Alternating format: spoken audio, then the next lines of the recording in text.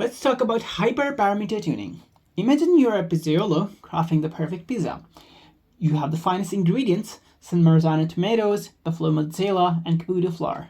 But even with the best ingredients, the pizza's success depends on the right quantity and cooking time. Too much flour and your dough will be tough. Too little yeast and it won't rise. Too much sauce and it will be soggy. In machine learning, hyperparameters are like those ingredient quantities. They control how your model is trained. Just like you wouldn't randomly guess the perfect amount of flour, you can't just randomly set hyperparameters and expect a great model.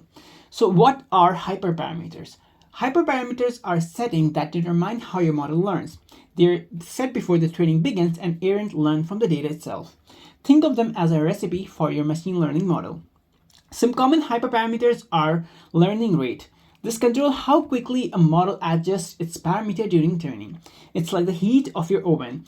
Too high and you'll burn the pizza. Too low and it'll take forever to cook.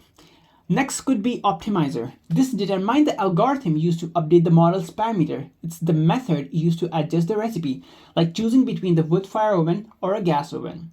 Third could be number of layers and neurons. These determine the complexity of your model. It's like deciding how many toppings to add to your pizza.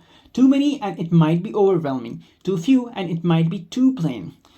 The other one could be batch size. This controls how many data samples the model processes at once.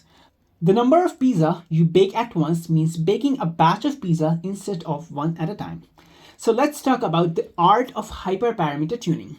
Finding the optimal hyperparameter is like finding the perfect balance of flavor in a pizza. Here are some common techniques. First could be grid search. This is like systematically trying every possible combination of hyperparameter values. It's thorough but can be time consuming.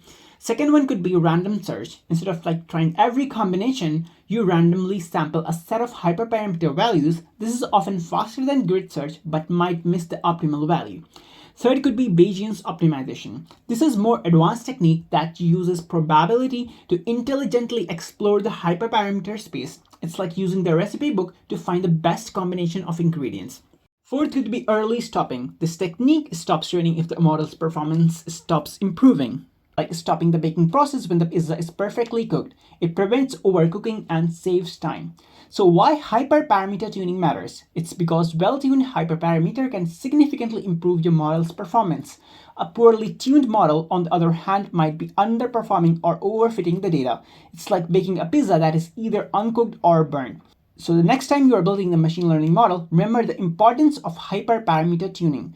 It's like crafting a perfect pizza with the right ingredients and the perfect recipe. You can create something truly delicious.